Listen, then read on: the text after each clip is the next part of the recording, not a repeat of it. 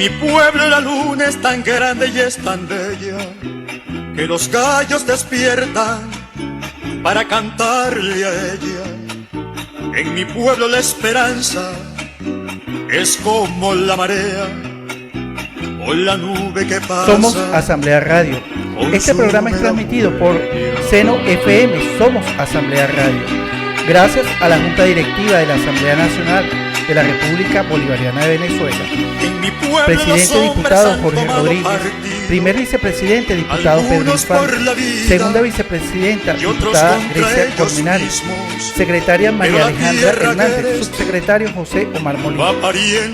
En la dirección de la Oficina de Participación Ciudadana, el licenciado José Perales. En la producción y conducción de este espacio, la licenciada Omaira Borges. Y que les habla, Douglas Ibarra. El equipo que nos acompaña el día de hoy en esta hermosa tarea, en la asistencia de producción, Naguerlis Pérez y Alina Castillo. Operadores de radio, Miguel Herrera y Charles Bompar. Apoyo técnico, Bexy Peña y Norma Castillo. Fotografía y videos, Gaspar Pinto. Redes sociales, Franklin Silva y Alina Castillo. Síguenos por nuestras redes sociales, @Poder y Leyes. Muy buenas tardes. Se dice que la identidad no es un destino, sino un viaje que nunca termina. La identidad venezolana no solo son sus ritmos y su comida, es también su capacidad de resistir, de no olvidar a los suyos y de levantar la voz frente a la injusticia.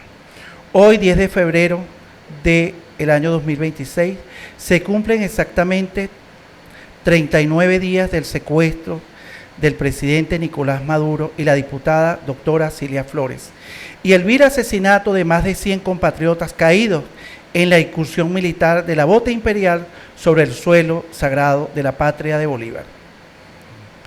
Seguimos levantando la voz de denuncia desde este espacio y de protesta enérgica, porque un pueblo que olvida a sus hijos pierde su esencia. En este espacio también saludamos a nuestra presidenta encargada, la doctora Delcy Rodríguez, a quien le enviamos un abrazo de solidaridad y nuestro más profundo agradecimiento por llevar las riendas en este momento histórico de la democracia venezolana. En este espacio de resistencia, ¿qué pasa cuando ese viaje atraviesa años de transformaciones profundas, cambios de símbolos y una geografía que ahora se extiende por todo el mundo? Hoy, en el programa, su programa, ¿de qué educación estamos hablando? Ponemos el corazón sobre la mesa para preguntarnos, ¿quiénes somos los venezolanos hoy? Más allá de la frontera y del discurso, buscamos la esencia de nuestra cultura en la revolución. Quédese con nosotros, que hoy Venezuela suena en primera persona. Abordar la identidad cultural venezolana en el contexto actual es entrar en un terreno vibrante, lleno de matices y, por supuesto, algo de debate. Para conversar sobre estas categorías, contamos con la presencia de el educador de pueblo, investigador, poeta, cultor, líder comunal de la parroquia La Dolorita, del municipio de Sucre. Bienvenido, maestro Julio Ruiz. Maestro, en un mundo cada vez más globalizado e interconectado, ¿por qué es importante hoy la identidad cultural? ¿Qué funciones cumple? Bienvenido. Bueno, muy buenas tardes. También muchas gracias por la invitación al programa. Un saludo desde, siempre le decimos, el lejano este, ¿no?, de Caracas al sitio de donde venimos, pues, que es el este de esta misma ciudad, ¿no? Un saludo a todas las caraqueñas, los caraqueños, a todas las usuarias, usuarios, participantes de este prestigioso programa. ¿De qué educación estamos hablando? Y muchas gracias a usted también por la invitación. Su casa. Sí. Con respecto a la pregunta que me hacía, es más importante que nunca, ¿no? La identidad es lo que nos distingue, ¿no? Lo que entendemos que nos hace diferentes de otros pueblos, y que además en Venezuela lo tenemos a flor de piel, y al contrario de otras sociedades que lamentablemente pues están siendo conducidas por su liderazgo hacia una especie de encierro cultural, Es decir, de negarse a compartir lo que son, eso distintivo, a compartirlo con otras culturas, con otros pueblos distintos y volverse intransigentes para con esos pueblos. Aquí estamos totalmente abiertos a compartir. Los venezolanos siempre hemos estado abiertos a compartir nuestra identidad con cualquier persona que venga de afuera. Significa entonces que nosotros como punto de referencia lo primero que tenemos que nos diferencia es la apertura, es la comunicación, es el diálogo, es el encuentro, es la alegría. La alegría, las ganas, ¿no?, de compartir, de decirnos, ¿no?, quiénes somos, de alguna manera ser partícipe al otro, de la alegría de recibirlo y de poder compartir con esa otra persona también y de poder intercambiar. Mira, tú eres así, ustedes son así, nosotros somos de esta manera y te damos la bienvenida. Siempre hemos sido así y lamentablemente eso ha sido a veces muy mal interpretado, ¿no?, por parte de gente que viene de fuera y por parte de gente que nos lee desde fuera también, ¿no?, que nos piensa como que menos, como que eso nos hace, no sé, distintos, de alguna manera menos que otros pueblos, ¿no? Como si pensaran que lo que estamos es tratando de imitar o de asimilarnos nosotros o de igualarnos con esas otras culturas. No tiene que ver con eso. Tiene que ver con que sencillamente somos de una manera y no nos da miedo compartirlo, decirlo con esas otras personas, además en un ambiente de franca paz, alegría, cordialidad y compartimiento, pues simplemente. Eso parece extraño y nos pone, como usted lo mencionaba, en un proceso de minusvalía. El que es así, dicharachero, conversador, alegre, nos distingue, nos saca del patrón, pues, de otras sociedades, de otras comunidades, de otras latitudes, en las cuales el venezolano es jodedor. Uh-huh. Y eso, bueno, es poco serio, eso es poco creíble. Uh-huh. O si no, considerarnos tontos, ¿no?, por ser así. Se utiliza una expresión, se la escuché una vez a unos portugueses, ¿no? Ajá. Con todo el respeto por la colonia portuguesa, por los hermanos portugueses, pero se lo escuché precisamente a unos compañeros, ¿no?, en mi comunidad. No, el venezolano es medio pendejo, precisamente por ser de esa manera, ¿no?, por compartir, por tratar al otro como igual, por recibirlo con los brazos abiertos, etcétera. Precisamente ese conjunto de valores, ese conjunto de factores que nos caracterizan como pueblo, hoy en día estamos desplegados en el mundo, por eso decíamos que salíamos de la frontera. ¿Qué lectura se hace a partir de ese hecho, esas comunidades que hacían esa valoración negativa, o ponerlo y hoy se consiguen con que es otra cosa, es otra dimensión? Celebramos el cumpleaños, por ejemplo, el cumpleaños corto, el cumpleaños largo, y hoy mucha gente que aquí quizás no escuchaba el joropo, pero hoy se va a otras latitudes y allá amanece con el joropo, saca la bandera, que aquí no lo hicieron nunca. Sí, yo creo que cuando sales de acá te das cuenta precisamente de lo importante. Yo tuve la oportunidad de viajar por unos días a la República Hermana de Cuba, ¿no? Y enseguida uno se siente, por supuesto, ¿no?, estás en una nación hermana, pero aún así te sientes extranjero en esa nación. Y enseguida salta, ¿no?, todo lo que es tuyo, te pertenece, te acuerdas de eso. La arepa, el pabellón. Desde la comida hasta estas manifestaciones de las que usted está hablando, que si la música, que si nuestras celebraciones, nuestra manera de hacer las cosas, de tratarnos unos con otros, todo es distinto fuera. Por más que los pueblos nos parezcamos, por más que seamos naciones amigas unas con las otras, sigue siendo distinto. Y cuando no son naciones tan amigas o tan prestas, ¿no?, a recibirnos, o están contaminadas también de esa especie de venezolanofobia, ¿no?, que se ha tratado de difundir por ahí desde ciertos centros de poder, entonces, bueno, todavía más nos encontramos, pues. Hoy en día no es nada raro ver a la selección, a cualquier selección deportiva del país, llegar a otro país, ¿no?, y enseguida ser atendida desde los propios aeropuertos, en los estadios, por un grupo importante de venezolanos que la corean, cantan el himno nacional, cantan canciones venezolanas a coro, ¿no?, ante esas representaciones, para darle ánimo a nuestros muchachos que están allí visitando y tratando de dejar en alto nuestros colores patrios. Profe, nosotros ya nos acompañan unos cuantos años, vivimos la Cuarta República y estudiosos del tema como investigadores, vimos que eso no era así antes. Antes despedían la fiesta con el alma llanera, ¿sí? Sí.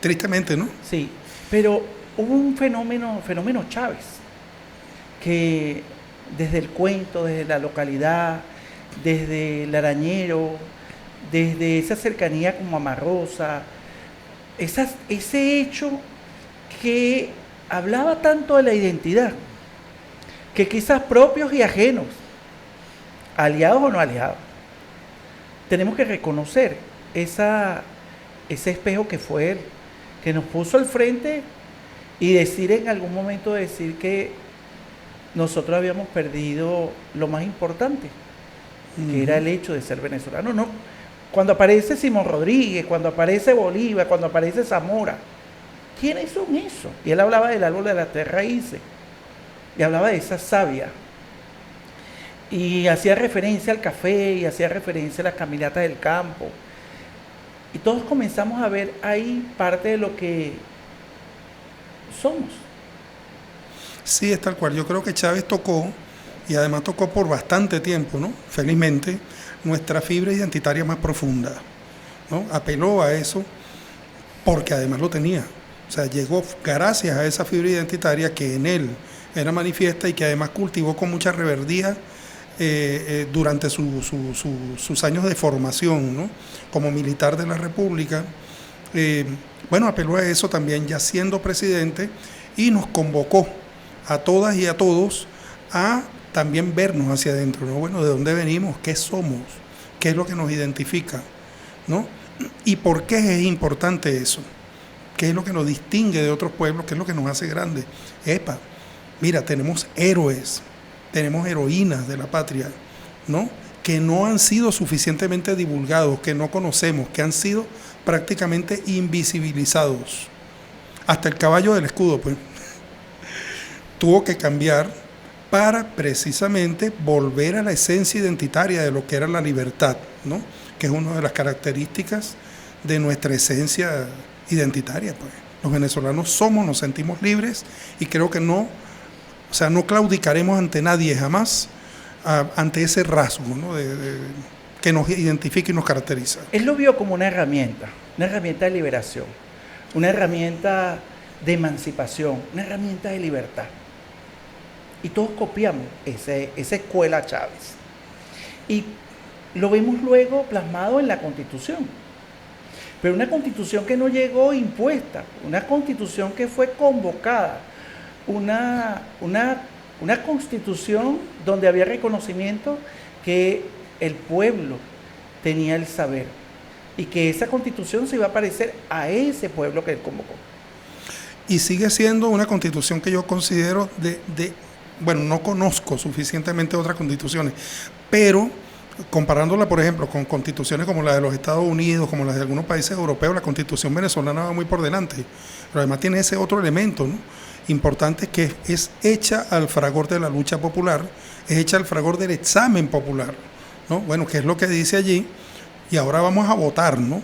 Vamos a participar, vamos a aprobar o a improbar lo que dice la letra constitucional. Yo creo también que es la constitución más leída, no solamente de la historia de Venezuela, sino tal vez del mundo, ¿no? O sea, hubo un verdadero, yo no sé si me imagino que lo recuerda, un verdadero boom, ¿no? Acerca de, bueno, vamos a conocer, no se trata nada más de que la Constitución está allí como estaba antes de Chávez, ¿no? Que existía una Constitución que nadie conocía, era como letra muerta, ¿no? Y desconocida para los venezolanos y las venezolanas. A partir de Chávez y de la nueva Constitución, entonces hubo como un verdadero boom, un despertar ante el hecho de que teníamos una Constitución que además nos daba derechos verdaderos, sobre todo el derecho de la participación, de la organización, del cambio permanente, ¿no? Entonces pasar... Y eso, disculpe la interrupción, y eso que todavía en esos primeros años no se hablaba abiertamente de revolución ni de nada de esto. Hay un elemento bien interesante que usted manifiesta, tiene que ver, primero, una visión minusválida y una proyección internacional. Y cómo ese hecho transformó esa visión del ser venezolano. Así es, nos transformó por completo. Yo creo que, bueno, los primeros 10 años, ¿no?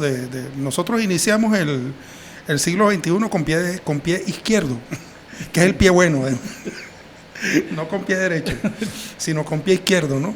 Y además pisando bien firme con ese pie izquierdo, ¿no? Y comenzamos dándonos, no que nos dieran, no que nos impusieran, sino forjando, creando, conociendo, aprendiendo, ¿verdad? Una nueva constitución nacional, es decir, un nuevo proyecto de nación, cómo íbamos a hacer de ahí en adelante, a qué nos convocaba a todos, cómo construíamos la patria. Yo creo que eso fue un elemento fundamental y que además marca también nuestra identidad. Entonces, hoy en esa identidad está no solamente el dicharachero, el que conversa, el que habla, el que celebra, sino también el inteligente, el capaz, que piensa, el que piensa, el que tiene talento, el que lo expone, lo expresa de una manera única. Sí, tal cual, así es. Y yo creo que la organización popular creciente que ha seguido, Chávez se fue de este plano vital, ¿no? Pero sigue vivo en los corazones y sigue vivo en la manera de hacer las cosas de los venezolanos y las venezolanas. Yo creo que la organización comunitaria, la organización social creciente, los niveles, ¿no? Cada vez más complejos de organización popular, yo creo que revelan precisamente eso, ¿no? Entonces no somos solamente bochinche y más bochinche. Como aquel presidente que decía, sí. El país bochinchero. Ajá, sino que somos también reflexión, somos filosofía, somos conocimiento, somos logros importantes, ¿no? Y somos conciencia de lo que somos y para dónde vamos. Hay un elemento que usted transversaliza, tiene que ver con la participación. O sea, desde ese llamado Chávez nos hacía a la Constitución del 99 y lo primero que hizo fue vamos al referéndum. ¿Qué es eso de referéndum? ¿Cómo es eso? ¿Cómo se hace? ¿Y quiénes hacen eso? Entonces, el tema era, tienes que participar de esa democracia participativa, de esa democracia representativa, una democracia participativa. Eso tampoco estaba en la caja de herramientas, es una cosa nueva. Hoy nosotros queremos participar en todo. Y si no nos llaman, protestamos. Pero no protestamos desde la forma en que nos enseñaron. Protestamos con la ley en la mano, protestamos con los elementos jurídicos, porque además que lo conocemos, y usted decía acertadamente, creo que es la Constitución que más hemos leído. Sí. Y los primeros artículos de esa Constitución además nos consagran, ¿no?, como entes llamados a participar. La soberanía reside completamente en el pueblo. Por más que el pueblo sea poder constituyente, es poder constituyente del poder constituido.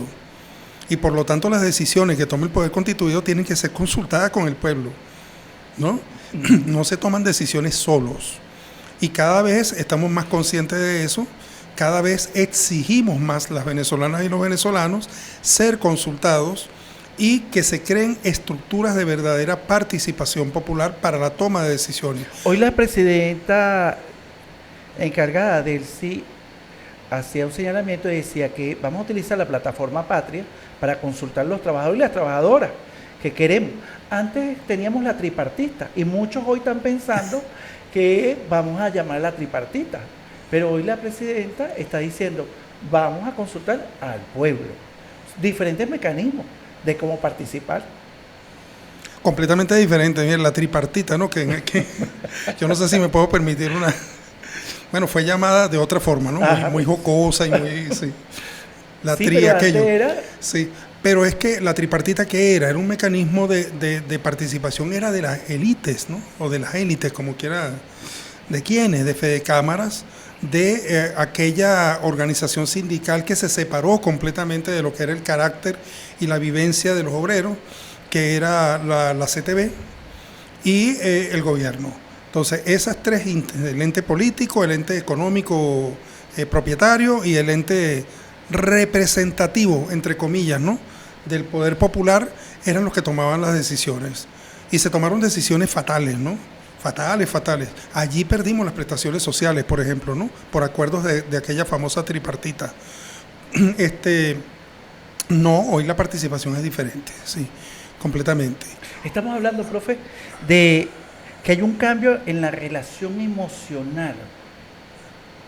Sí, por supuesto, no Una todo. relación emocional con el país, con el futuro del país. Sí, bueno, hay que decir de todas maneras que sí, o sea, sí nos afectó este coscorronazo, por llamarlo de alguna manera, bueno, que se permitieron de manera unilateral darnos, además un coscorronazo sangriento, ¿no? Darnos ese ente extranjero, ¿no? Que no lo quiero ni mencionar aquí Sí. por la... y sí, nos afectó emocionalmente también, ¿no? Pero eso yo creo que no nos quitó para nada El impulso. sí, claro, el impulso emocional que también traíamos de seguir marchando hacia adelante. Pueda que no estemos de acuerdo con decisiones que son tomadas en un momento dado, pueda que pensemos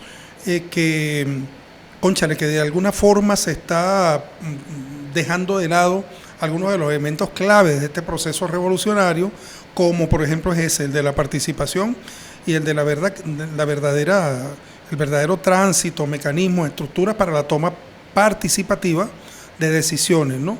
Pueda que haya eso, pero en el fondo lo que estamos reclamando es que eso se profundice, ¿no? Y lo estamos reclamando entre todos, y esto es un proceso dialéctico, ¿no?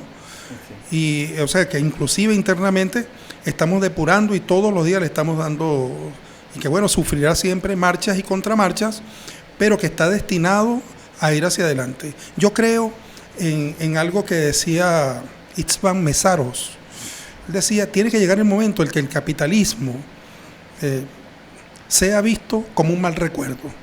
Bueno, yo creo que en Venezuela también tiene que llegar el momento en que no solamente el capitalismo, sino todo lo que representa, ¿no? La representatividad, o sea, la representatividad política, ¿no?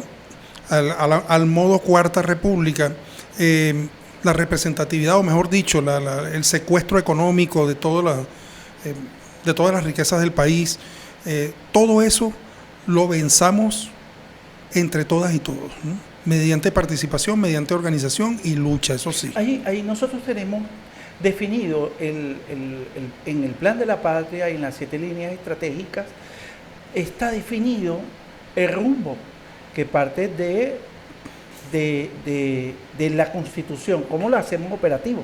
Y le decía el tema de la relación emocional con esta capacidad de identificarnos, porque esa emoción camina el mundo.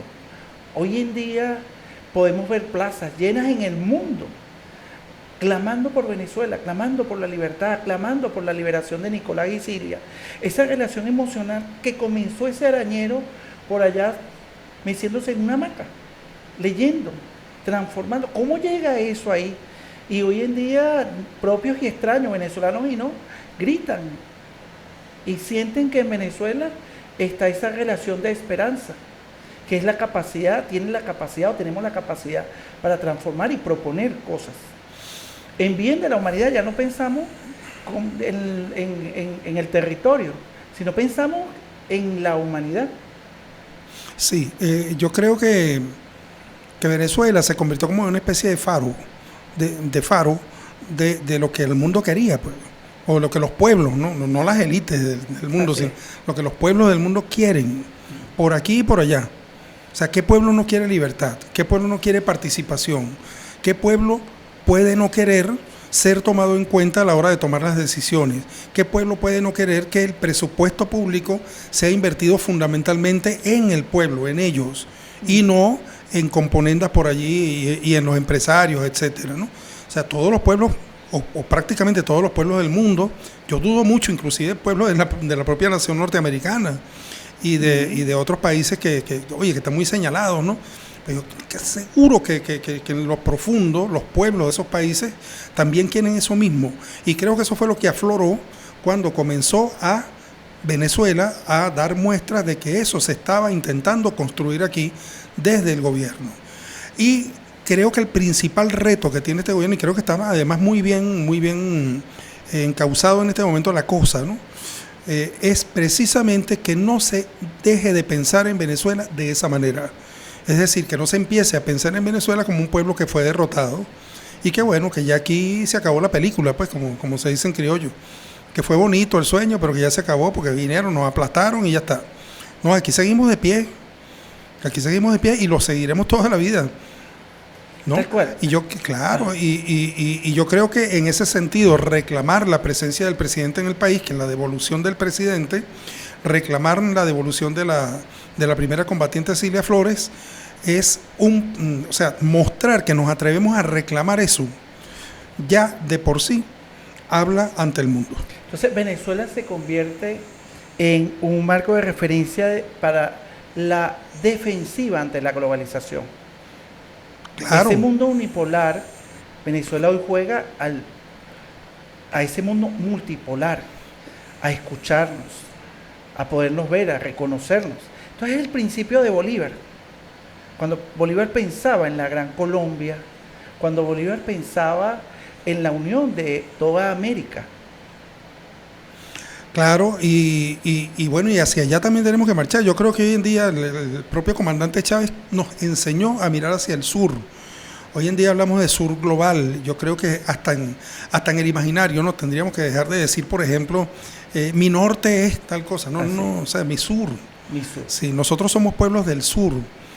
Porque fundamentalmente en el sur del planeta es donde están los pueblos que más agredidos han sido África, toda nuestra Sudamérica.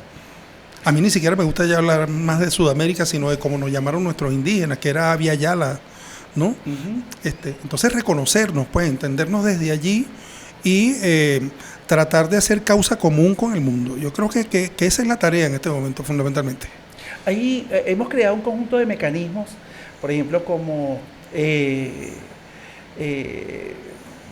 para el tema del petróleo. CARICOM, hemos creado Petrocaribe, hemos creado la UNASUR, instituciones y referentes orgánicos en los cuales encontrarnos. Pero hoy vemos la debilidad de esos espacios, precisamente por eso que Bolívar resaltaba y decía unidad, unidad, unidad, unidad. Y Chávez lo repetía después. Unidad, unidad, unidad debe ser nuestra divisa. Así. Entonces, o sea, debe ser el elemento que nos una. Hoy en día, ese factor de poder, esa globalización, atenta contra esa unidad que en el caso venezolano pretende dividir.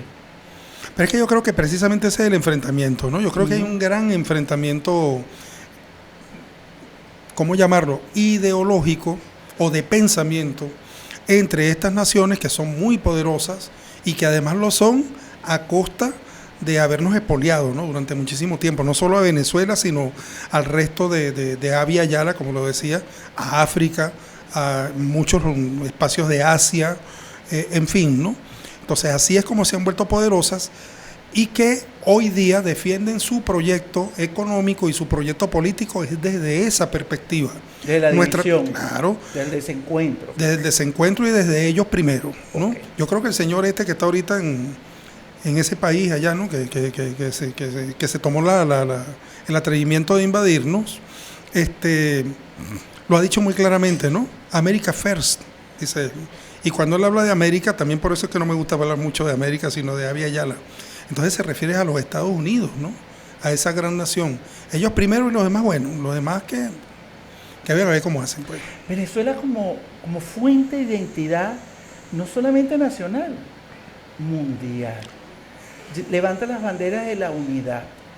En su proceso histórico, nuestros libertadores salieron a buscar la unidad, la libertad, fuera de esta frontera. Hoy en día nuevamente llevamos adelante una diplomacia de paz, de multilateralismo, de reconocer de convivencia, otros sí, exacto, de convivencia, de respeto a las otras culturas y de respeto, pero además de respeto y soberanía, ¿no? O sea, del derecho a la soberanía de todos los pueblos. Que no sea a través de las armas como se diriman cosas, que sea a través del diálogo, que sea a través de la negociación, que sea a través de colocarnos en el mismo plano porque somos humanos igualitos, ¿no? Allá y aquí. Entonces, no puede ser a través de las armas como se diriman las cosas. La geopolítica está establecida sobre acuerdos, sobre las instituciones. Y hoy en día ese factor de poder desconoce las instituciones, desconoce el derecho internacional, desconoce principios, desconoce valores. Sí, ¿Hacia dónde vamos? es como una forma de pensamiento sumamente inmadura, ¿no? De pensar, bueno, como yo tengo poder, yo puedo hacer lo que yo quiera, el que no esté de acuerdo conmigo simplemente le paso por encima y ya. O sea, él como persona o como grupo humano, como sociedad no vale, porque no es capaz de enfrentarme, y si acaso llegara a ser capaz, bueno, lo que tengo que hacer es prepararme más que él, ni siquiera debo cambiar, ¿no? Sino lo que tengo que hacer es prepararme más que él y tratar de derrotarlo y ya, ¿no? Para poder imponer mi ley. Es la cultura del vaquero, pues, o sea, del grandote, del malandro.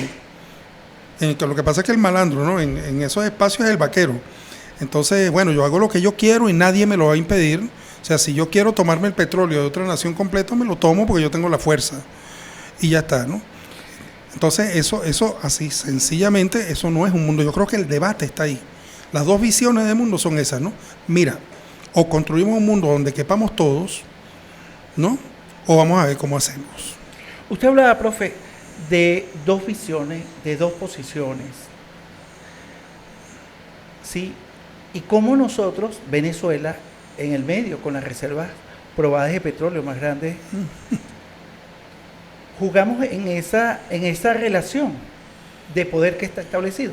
Pero eso me lo va a contestar en la próxima sesión de Somos Asamblea Radio y en su programa ¿De qué educación estamos hablando? Con el maestro Julio Ruiz. Continuamos con el programa Somos Asamblea Radio, en su programa ¿De qué educación estamos hablando?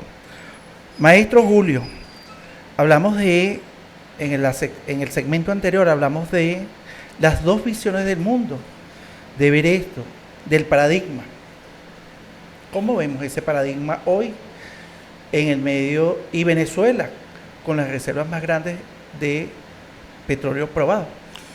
Bueno, primero quisiera permitirme aclarar un poquito lo que es eso del paradigma, ¿no? Porque se habla mucho de paradigma por ahí, pero paradigma es una manera de ver, de entender la vida, por una parte, y de resolver problemas, ¿no? De obtener conocimientos, por ejemplo.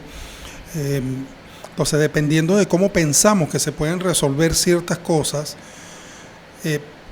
entonces nos hacemos a uno u otro paradigma, ¿no? Yo creo que el paradigma es parte del poder. Claro, o sea, construyes todas tus estructuras de poder fundamentado en un paradigma, Okay. ¿no? Entonces, y de relaciones también, ¿no? Con los demás, fundamentado en un paradigma. Yo creo que hay dos grandes paradigmas en este momento en lucha, y ojalá que eso no nos lleve a lo que ocurrió en el siglo XX, ¿no? Que esos paradigmas en lucha también, bueno, condujeron a la Primera y luego a la Segunda Guerra Mundial. Que pareciera que hay gente que está muy interesada en que haya una tercera guerra mundial, ¿no? Para quedarse con el resto del planeta. Y yo creo que precisamente, bueno, entonces existen esos dos grandes paradigmas que por una parte es el paradigma del norte, por así llamarlo, o de Occidente, de los países de Occidente, entiéndase Europa Occidental, entiéndase los Estados Unidos, ¿no? Los Estados Unidos son como el gran engendro, ¿no? Bueno, los Estados Unidos e Israel en el Medio Oriente. Los gobiernos. Sí, los gobiernos de los Estados Unidos y estas clases poderosas, que además son las que instituyen gobiernos, ¿no? En esos países, bueno, ellos son los detentores de un paradigma, ¿no? Que es el paradigma del poder. El paradigma se hace como nosotros lo hemos venido haciendo. Nosotros creemos en la ciencia, nosotros creemos en el capitalismo, nosotros creemos en lo que decía Simón Rodríguez, tiene una vigencia auténtica en este momento, ¿no? Cada uno para sí y bueno, Dios para todos, ¿no? Entonces, cada quien se ocupe de sí mismo y bueno, ahí está Dios para que le reces, ¿no? Decía Simón Rodríguez, a ese paradigma, ¿no? O a esa máxima fórmula del egoísmo, la llamaba Simón Rodríguez, tenemos que oponerle esta otra. Cada uno piensa en el otro para que todos piensen en uno. Y yo creo que por ahí anda la cosa y por ahí anda el pensamiento del sur, ¿no? En cada uno unirse con el otro, en cada uno encontrarse, juntarse y compartir el mundo. Encontrar maneras para regular esa pretensión hegemónica, absolutista, que tienen algunos círculos de poder en el mundo del norte, fundamentalmente, y en Occidente. Enrique Dussel lo llama transmodernidad, a esa otra visión, ¿no? es una superación de este paradigma moderno que se constituye sobre la base de lo que estaba mencionando, ¿no? Y dice, no, tenemos que superar, simplemente no cabemos en el mundo de esa forma. O sea, así no hay mundo para todos, hay mundo para unos cuantos nada más. ¿Sí? Los depredadores. Los depredadores del resto de la humanidad, además. No solamente es depredar el planeta, es depredar también a las personas que vivimos allí. O sea, tenernos a todos simplemente como objetos de uso mientras hagamos falta. Me puedo permitir decir que en el interludio del programa usted me hablaba sobre esto de todo lo que la ciencia está llevando, ¿no? A la inteligencia artificial, a una cantidad de elementos, a la guerra cognitiva, a la llamada guerra cognitiva. ¿Y de dónde viene la guerra cognitiva? ¿Qué uso se le están dando a la inteligencia artificial? ¿Por qué ese país, ¿no? que me cuesta tanto nombrar, que está allá arriba, ¿no? En el norte, y tratando de cogerse todo el norte además, ¿no? Canadá, la isla de Groenlandia, todo aquello. Bueno, ¿por qué ha invertido millones y millones y millones de dólares en desarrollar la inteligencia artificial? Bueno, porque han encontrado que encontraron una vía a través de ella para apoderarse del resto del planeta, pues, para ejercer un dominio cuasi absoluto y prácticamente irreversible sobre el resto del planeta, y eso es muy peligroso. Fíjese usted, profe, ese escenario que usted está planteando es tan evidente cuando uno ve que hay una familia y cada familia tiene un celular. Y uno en la sala, el otro en el cuarto, el otro en el pasillo, el otro en el patio de la casa. Y fracturó la comunicación. Porque ese es el modelo del norte. Ese es el mundo individual. O sea, es una cosa tan sensible que no lo percibimos.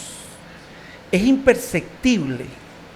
Es una especie de veneno silencioso, ¿no? Así. Que se cuela sin que nos demos cuenta. Ajá. Y cuando nos damos cuenta, entonces ya está dentro.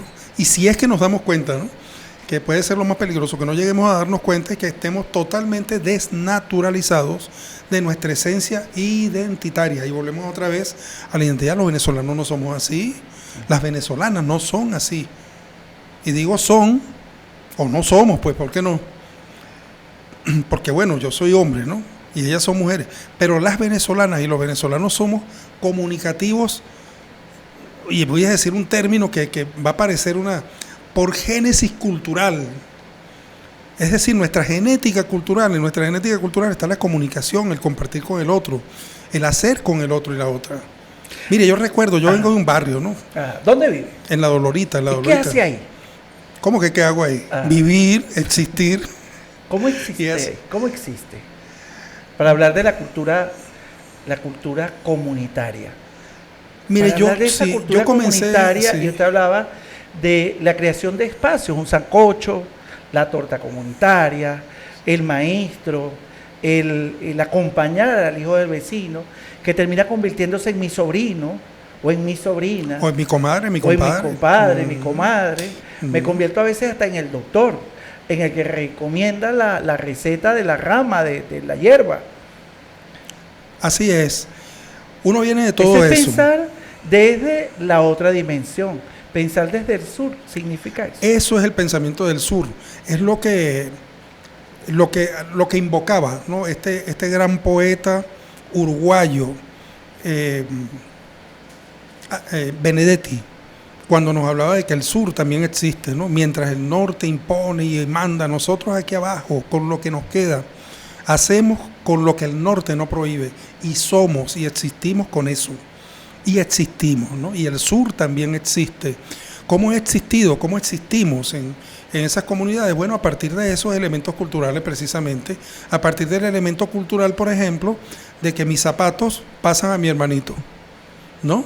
A partir del elemento cultural de que de mi casa sale una ollita con caraotas hacia la casa de una vecina, y de la casa de otra vecina o de otro vecino por allá, entonces viene hacia mi casa otra ollita o un plato con una arepa rellena.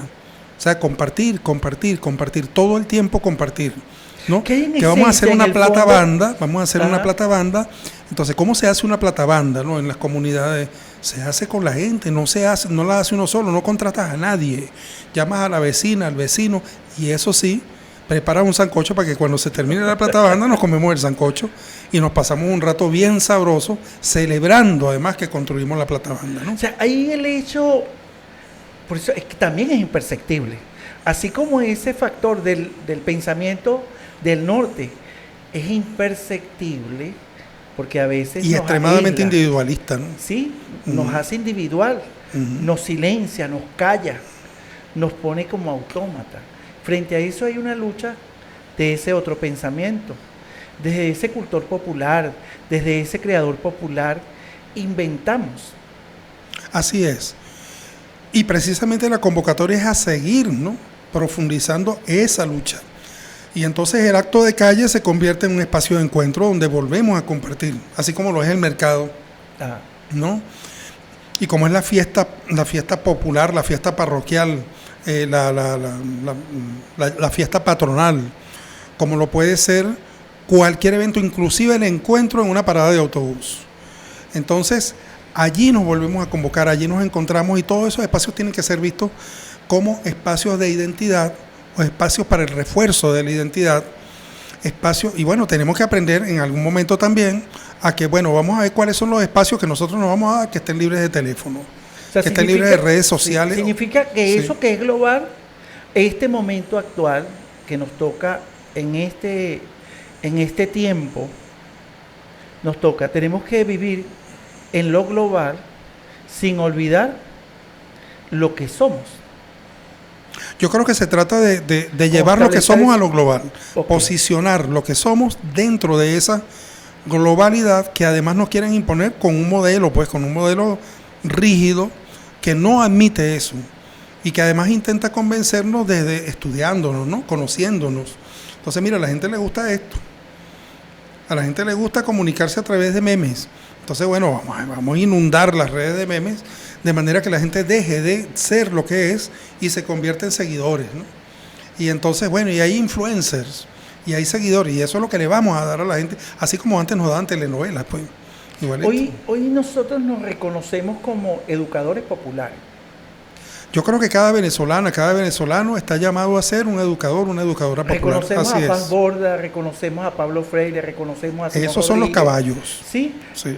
pero antes nosotros tenemos eso. Bueno, los Nosotros caballos y las caballas, ¿no? Así También. es. Sí. Nosotros tenemos un hecho histórico, porque nosotros aprendimos y nos educamos con autores y escritores foráneos, sobre todo eurocéntricos. Pero luego de este proceso histórico comenzamos a ver a estos autores, incluso el sistema de educación popular está montado sobre ese tema de reflexión, el tema de la sistematización, que hoy es la base de la organización popular. Yo creo que sí, mire, yo creo que se trata de encontrar, o sea, encontrarnos, ¿no? Como sociedad con nuestras epistemologías. Sé que es una palabra un poquito dominguera, ¿no? Ajá, sí. Pero simplemente consiste en formas de hacer el saber. O sea, no dejarnos ya comprar por esas formas de hacer el saber que nos vienen desde afuera, el método científico y no sé qué más, por exitosas que se nos presenten, sino inventar nuestra fórmula. Yo creo que Simón Rodríguez fue ejemplar al respecto, por ejemplo, ¿no? Es recuperar el sentido común de la vida. Recuperar el sentido común, recuperar nuestra esencia, cómo es que nosotros conocemos, qué papel tiene toda la sapiencia de nuestras abuelas y nuestros abuelos en eso. O sea, cuál es el lugar que le vamos a dar a todo eso, ¿no? Porque tiene algún valor. Y de que lo tiene, lo tiene. Pero además de eso, ¿cómo nos hemos organizado? ¿Cómo es que nosotros hemos logrado ser una sociedad independiente entre tantos caníbales y entre tantos monstruos, ¿no? Depredadores que hay en el mundo? Entonces, ¿qué es lo que nos ha hecho estar aquí? Hemos sido capaces de sobrevivir con 1000 y pico de sanciones, con una pandemia. El tercer con país un más bloqueo, sancionado. Con un bloqueo histórico. Y gracias a ese sentir del sur, de vernos adentro, de sentir que somos capaces, de esa valentía transformadora, de esa capacidad de soñar, pero no es soñar etéreo, es soñar con propuestas, de descubrir la rama del pasote, de decir esto sirve para limpiarnos, esto sirve para hacer esto. O sea, esa magia, eso que está ahí, nos mantiene en pie. Nos mantiene en pie. Yo recuerdo y además, bueno, nos ha dado una creatividad, nos ha abierto una creatividad tremenda, nos ha hecho darnos cuenta de que podemos aún en los peores escenarios. Aquí los años, por ejemplo, 2016, 2017 fueron sumamente duros, ¿no? Años que fue cuando fuimos declarados una amenaza inusual y extraordinaria. Y entonces, bueno, todo este bloqueo económico comenzó desde esos años y sobrevino entonces aquella situación en la que uno tenía que no se conseguía nada en el país, pues. No conseguía no solamente combustible, sino que no conseguías comida. Y entonces, ¿cuántas cosas no logramos aprender y darnos cuenta? Y además, ¿qué surgió de toda esa experiencia? Bueno, un país que hoy en día se autoabastece de alimentos. En lo esencial nos autoabastecemos de alimentos. En esos años del 2016-17, fueron capaces las venezolanas y los venezolanos, sobre todo las venezolanas, de formar una organización como el PLA. Y de los comités de abastecimiento, claro. Uh-huh. Y esa fórmula fue tan importante, porque más allá de la imagen que las llaman, que son feas, ahorita el Señor lo menciona, resalta la valentía, la hidalguía, la capacidad de resistencia, el amor puesto sobre la mesa. Y esas mujeres no fueron a una escuela. La generosidad. Sí, pero eso no fueron a una generosidad, escuela. Dar yo mi tiempo, dar yo mi tiempo para que tú tengas una bolsa de comida en tu casa. Puedas llevar unos alimentos a tu casa y puedas sobrellevar este periodo tan difícil. Además de manera organizada. Además de manera organizada. Orgánica. Sí. Por supuesto que hubo desviaciones, siempre las hay por allí. Habrá gente que tenga muy mala experiencia de eso, pero también yo conozco experiencias maravillosas, ¿no? Acerca de cómo la gente verdaderamente se entregó a esa labor y la ha llevado adelante y la ha seguido, la ha mantenido y la ha profundizado. Sí, ¿no? de ahí luego... Hay experiencias maravillosas, ¿no? En el país, de producción, de ascenso organizativo, desde esa semillita, ¿no? Que fue los comités de abastecimiento y producción. Sí. Creo que sobre esta dimensión, maestro Julio, coméntenos, ¿por dónde va la Dolorita? ¿Qué planes hay en la Dolorita ahí desde la educación popular, desde ese encuentro, de seguir motivando, seguir sumando fuerzas a esa organización, que sé que hacen parrandas, que sé que celebran el cumpleaños, sé que celebran todo lo o abren el espacio y convocan a la comunidad, y la comunidad se suma, sobre todo los niños, los adultos mayores? Bueno, han surgido cuestiones maravillosas, ¿no? Le voy a hablar de lo más reciente, ¿no? Hay un movimiento cultor, ¿sí? Recién conformado en la comunidad, del cual, bueno, felizmente formamos parte, ¿no? ¿Y cuál ha sido el trabajo de ese movimiento cultor? Ha sido precisamente convocarnos a la calle. Vamos a dejarnos de la red social, vamos a dejar el individualismo y vámonos a la calle a reconocer nuestras tradiciones anteriores, por ejemplo, alrededor de la Navidad, ¿no? de la celebración de la Navidad. Vamos a salir a la calle a hacer las parrandas navideñas, pues. Y hoy día, entonces, bueno, igualito, vámonos a la calle a celebrar, vámonos a la calle, al punto de encuentro, ¿no? De todos, a celebrar los carnavales, pero nuestros carnavales.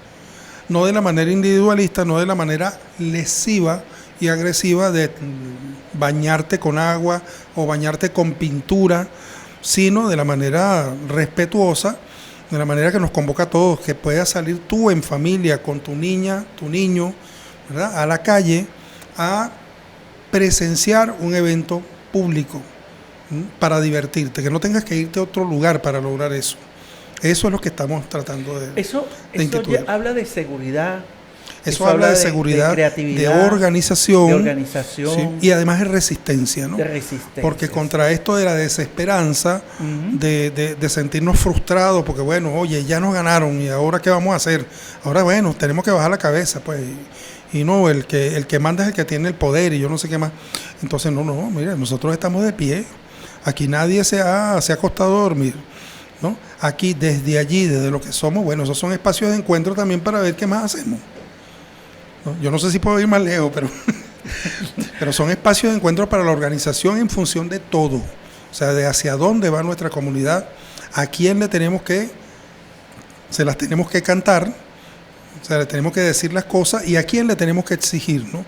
Y contra quién es el combate, cuál es el enemigo verdadero. Qué importante ese aporte, maestro Julio. Participan los niños. Participan los niños todo lo que podemos. El marco de referencia mañana, cuando ese niño sea un joven, sea un adulto, va a reproducir eso. Es la forma en que nosotros, el pueblo, los de a pie, los del barrio, los de la calle, transmitimos la información, la formación, el aprendizaje. Somos lo que captamos de nuestros maestros, de nuestros ancestros. Sí, Simón Rodríguez decía, mira, de los niños puede esperarse todo, y de los jóvenes mucho. Y sí, el movimiento cultor, y además, no solamente el movimiento cultor, yo creo que en general la comunidad le apuesta a la infancia, a la juventud, a transmitirle, ¿no? Elementos que son clave, ¿no? Como eso de nuestra identidad cultural, de nuestra identidad artística, más que cultural, pero también cultural, en el sentido de nuestras costumbres, de nuestros valores, de nuestro pensamiento, de nuestra manera de ver las cosas, nuestra alegría, nuestra forma colaborativa, generosa de hacer las cuestiones. Entonces sí, le apostamos a todo eso, porque yo creo que esos son los elementos que cimentan precisamente la resistencia, ¿no? Que nos dan identidad y que nos hacen decir, mira, esto está bien, pero esto está mal. ¿Ve? Y entonces, ¿cómo nos organizamos de aquí en adelante para que lo que está bien sea lo que prevalezca y no lo que está mal? Esa invitación permanente, constante, porque sé que tienen un plan de trabajo arduo, que no dejan de pensar, que no dejan de reflexionar, gira en torno entonces a ese nuevo pensamiento, a esa nueva idea, a un pensamiento de vida, a un pensamiento que trasciende el tiempo. Así es. Yo le puedo hablar, por ejemplo, que desde el movimiento cultor se está pensando en este momento ya en abrir, por ejemplo, talleres de poesía y talleres de teatro. ¿Pero para qué poesía y teatro? ¿Para aprender a decir versos bonitos? No, para pensarnos, para decirnos, ¿no? Desde nuestra realidad, ¿no? Como poetas. O sea, para que aprendamos que podemos decirlo y que además coincidimos en algunas cosas, ¿no? Que son importantes y que son medulares precisamente para seguir fomentando la organización y para seguir conservando espacios de libertad, que creo que son fundamentales. Bueno, profesor, esto ha sido una exposición magistral en la cual contamos con la presencia del profesor, maestro, investigador, líder comunitario, el profesor Julio Ruiz. Para nosotros de Somos Asamblea Radio y del programa ¿De qué educación estamos hablando? Hoy fue un honor contar con su presencia. Unos minutos, profesor, para que nos haga la invitación, no para que se despida. Aquí nadie se despide. Aquí hacemos la invitación a la vida. Sí, bueno, claro que sí, vamos a invitarlos a la vida, vamos a invitarlos a los carnavales, vamos a hacer de los carnavales lo que hemos dicho y lo que estamos intentando hacer allá, ¿no? Un espacio de encuentro en este momento que sigue siendo complicado, pero los carnavales son una oportunidad bonita para encontrarnos alrededor, ¿no? De lo que somos y para seguirnos organizando. Yo creo que ahí está la clave, ¿no? Seguirnos comunicando, seguirnos conociendo, seguir viendo que tenemos elementos en común y que, bueno, digamos que en todas las grandes guerras, porque esto es una guerra, ¿no? Una guerra de pensamiento. Todas las grandes guerras hay batallas, pues, y tú tienes un pequeño retroceso, una batalla que a lo mejor perdiste en lo táctico, pero la guerra importante aquí es la guerra de para dónde vamos como nación y de que la existencia sea existencia para todos, ¿no? Con justicia, lo que llamaba el comandante Chávez, esa lucha permanente por vivir viviendo, ¿no? Y no vivir desbarrancado, él decía, sí. No vivir muriendo, no vivir subsistiendo o subexistiendo, sino verdaderamente vivir viviendo. es decir, vivir con dignidad, con justicia, con libertad, con soberanía. Y yo creo que ahí es donde está la clave de todo, ¿no? Yo creo que todos estos eventos nos sirven precisamente para seguir potenciando eso. El encuentro, la reflexión, recuperar si es que en algún... o como dice Silvio Rodríguez, ¿no? En una canción muy bonita que tiene que se llama Vamos a andar, ¿no? Vamos a andar urgiendo al poderoso, ¿no? Alzando al perezoso, llamando a los demás y animando, por supuesto, a que esté desanimado, ¿no? Que aquí no ha pasado nada, aquí la pelea sigue, pues, y no se ha terminado. Estamos vivos, estamos aquí y estamos en pie de lucha. Muchísimas gracias, profesor. Bueno, la invitación, esta es su casa, una invitación permanente a seguir conversando por la vida. Muchas gracias. Somos Asamblea Radio, este programa es transmitido por Senos FM, gracias a la Junta Directiva de la Asamblea Nacional de la República Bolivariana de Venezuela. Presidente y diputado Jorge Rodríguez, primer vicepresidente, diputado Pedro Infante, segunda vicepresidenta, diputada Grecia Colmenares, secretaria María Alejandra Hernández, subsecretario José Omar Molina. En la dirección de la Oficina de Participación Ciudadana, el licenciado José Perales. En la producción y conducción de este espacio, la licenciada Omaira Borges y quien les habló, Douglas Ibarra. El equipo que nos acompañó el día de hoy en esta maravillosa tarea, en la asistencia de producción se encuentran Naguerlis Pérez y Alina Castillo, operadores de radio, Miguel Herrera y Charles Bompar. Apoyo técnico, Bexy Peña y Norma Castillo. Fotografía y video, Gaspar Pinto. Redes sociales, Franklin Silva y Alina Castillo. Gracias por seguirnos en nuestras redes, @Poder y Leyes. Muchísimas gracias. Será hasta una próxima oportunidad.